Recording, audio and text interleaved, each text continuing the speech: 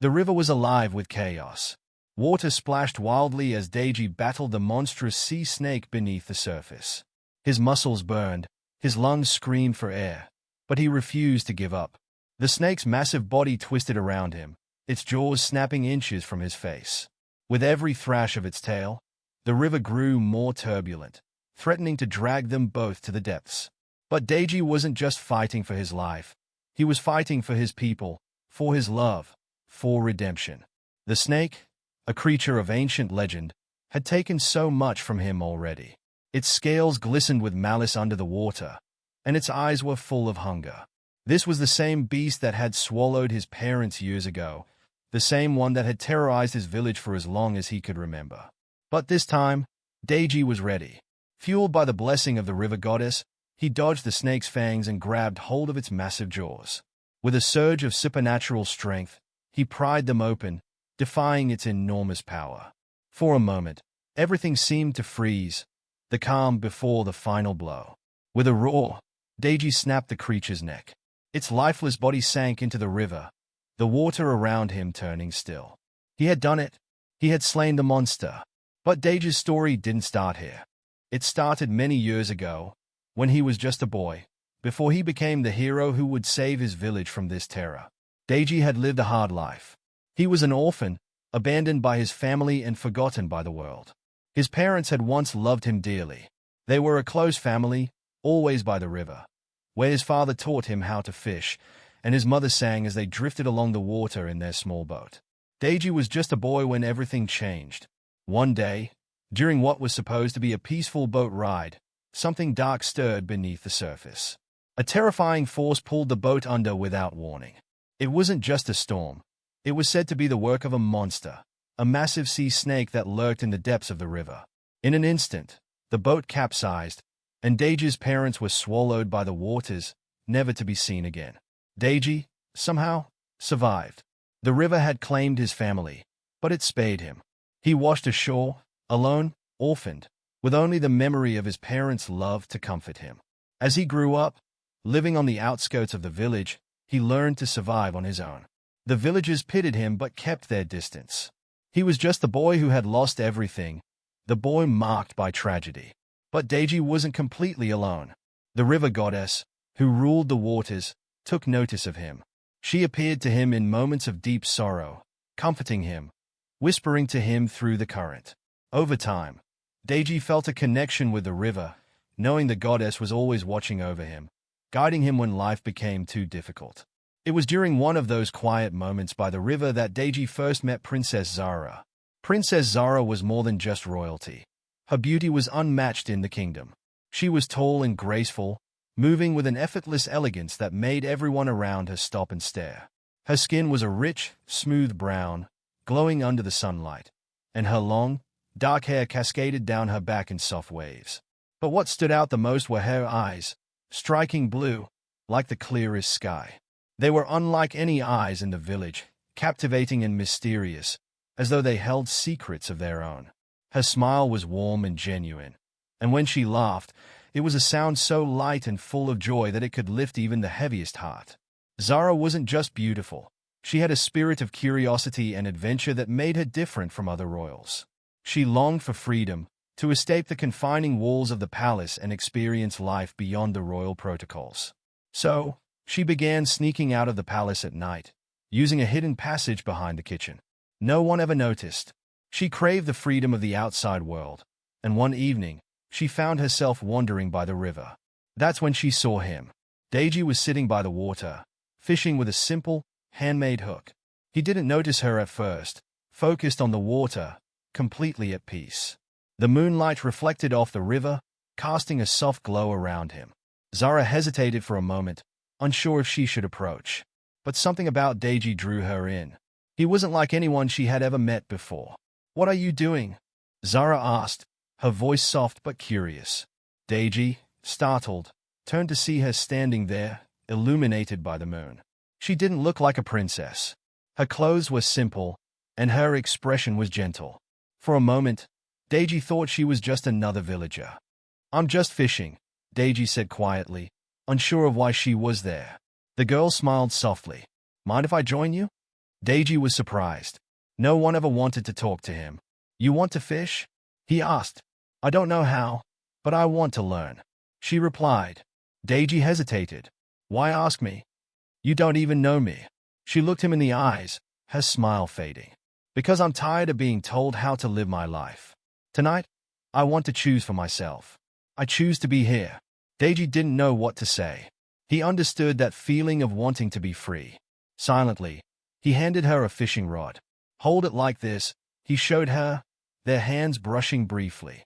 She laughed when she struggled to cast the line into the water, her laughter light and honest, making Deji smile for the first time in a long while. After a while, she asked, "Do you ever get lonely out here?" Deji looked at her, and for the first time, noticed the sadness in her eyes. "I'm used to it," he said, staring at the water. "The river is all I have left." "I feel lonely too," she said softly. "Even in the palace." They sat in silence for a moment, both understanding each other's loneliness.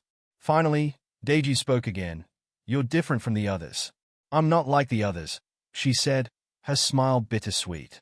"I'm the princess." Deji froze, staring at her in shock. "You're the princess?" he asked, his voice barely above a whisper. He quickly pulled his hand away from the fishing rod they had been sharing, feeling the weight of her words. In an instant, Deji fell to his knees before her, his heart pounding in fear. "Your Highness," he stammered, his head bowed, "please forgive me. I didn't know." Zara's face softened with worry, and she quickly knelt down beside him. "No, please don't," she said gently, lifting his chin with her hand. "I don't want you to bow to me. I came here because I wanted to be free, not because I'm the princess." Deji's heart was racing. He wasn't supposed to be talking to royalty, let alone sitting this close to her. "Why didn't you tell me sooner?" he asked, still in disbelief. "I didn't want you to see me as the princess," Zara said softly. "I wanted you to see me as me." Deji exhaled slowly, still on edge but calming down. The connection between them hadn't disappeared, but now the weight of who she was fell heavier. The world around them seemed to grow more complicated by the second. They sat quietly by the river, their bond still intact despite the truth that had just come out. That night, under the moonlight, their love quietly began, hidden from the world and filled with uncertainty. From that night on, they met often by the river. Zara was drawn to Deji's quiet strength, and Deji found in Zara a companion who listened, understood, and didn't judge him for his past. Over time, they fell deeply in love, but theirs was a secret love, hidden from the eyes of the village and the palace. Zara's position as the king's daughter made it impossible for her to be with someone like Deji, an orphan with no family and no status. But as with all secrets, theirs eventually came to light. Rumors spread throughout the village about the princess and the orphan boy. When the king learned of their meetings, his rage was uncontrollable. How could his daughter, the future queen, be involved with someone like Deji? It was unthinkable. The king ordered his guards to capture Deji and bring him to the palace, but the young lovers had already made a plan to escape. Deji and Zara decided to run away from the village together. One night, just before dawn, they made their move. Zara snuck out of the palace as she had done so many times before, and Deji prepared a small canoe. They met at the river, where they had first fallen in love, ready to leave everything behind. But fate wasn't on their side. The king's guards, having learned of their plan, were waiting for them. As Deji and Zara paddled down the river, trying to escape, the guards closed in. They were caught before they could even make it out of the village. Deji fought hard to protect Zara, but he was outnumbered. The guards dragged him back to the village, where the king ordered his punishment.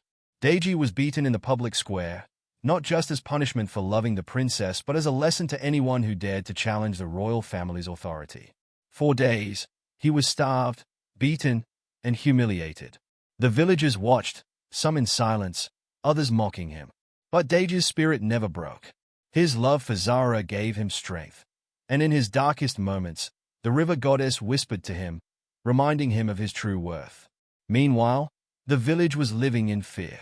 The same sea snake monster that had taken Deji's parents had returned. It had grown even more powerful, terrorizing the river and dragging more villagers into the depths. The king, desperate to save his people, had tried everything. He had ordered countless sacrifices, goats, rams, and even cattle, hoping to appease the creature. Each time, they were thrown into the river, and each time, the snake resurfaced, angrier than before. It wasn't just animals the village lost. The king's own son, the only prince and heir to the throne, had tried to confront the monster himself, leading the best warriors of the village into battle. But the snake had no mercy. It struck swiftly, killing the prince and many of the bravest hunters in the village. The king was devastated, his heart heavy with grief, yet the monster remained undefeated. The loss of the prince had plunged the village into deeper sorrow. The people feared the river, and whispers of curses and doom spread through every household. Even the king, once proud and strong, seemed defeated, haunted by the loss of his son and the seemingly unstoppable beast that terrorized his kingdom. Desperate, the king made a cruel decision. He ordered that Deji be sacrificed to the river monster, hoping that offering up the boy who dared love his daughter would finally appease the beast. "No, please, let him go," Zara cried out, struggling against the strong arms of the palace guards. She ran to her father, the king, and fell to her knees, begging for Deji's life. "Father, I love him," she pleaded, tears streaming down her face. "Please, don't hurt him. He's done nothing wrong." The king's face hardened. He could not accept that his daughter, the princess, had fallen in love with a poor orphan boy. "He has disgraced our family," the king said sternly. "He will pay for this." Zara's cries filled the hall, her voice cracking with desperation. "Father, I beg you. He is a good man. He saved me. Please show mercy." But the king's decision was final. Deji was to be thrown into the water, where the monstrous river snake had claimed the lives of many, including the king's only son. Zara was restrained by the guards as she screamed in horror. She fought with all her might, tears streaming down her face as Deji disappeared into the river's depths. "No, don't do this," she shouted, her voice breaking. She tried to run after him, but the guards held her back. Deji was tied up and thrown into the river, the same waters that had taken his parents years before. But the river goddess had other plans. As soon as Deji hit the water, she appeared before him. Her voice was calm but filled with power. "You have been chosen, Deji. The river will not take you, but you must protect your people. The monster that took your family must be destroyed." With the river goddess's blessing, Deji felt an immense surge of strength.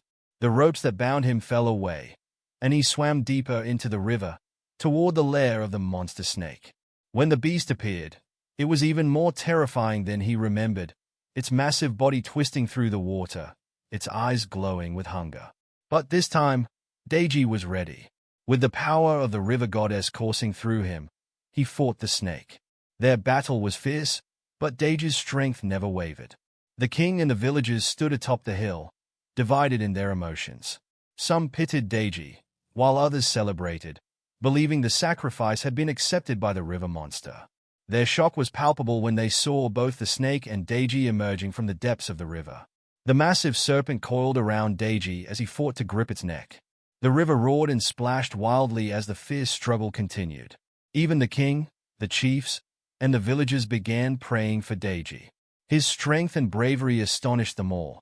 After a long, grueling battle, just when it seemed the monster would overpower him, Deji seized the snake by its jaws and, with one final surge of strength, snapped its neck. The snake, once powerful and feared, finally stopped moving. Its massive body stilled, its deadly eyes glazed over. It was over. The monster that had terrorized the village for so long was dead. As its strength faded, the snake began to sink slowly into the river's depths, its lifeless form disappearing into the water. But Deji would not let it go.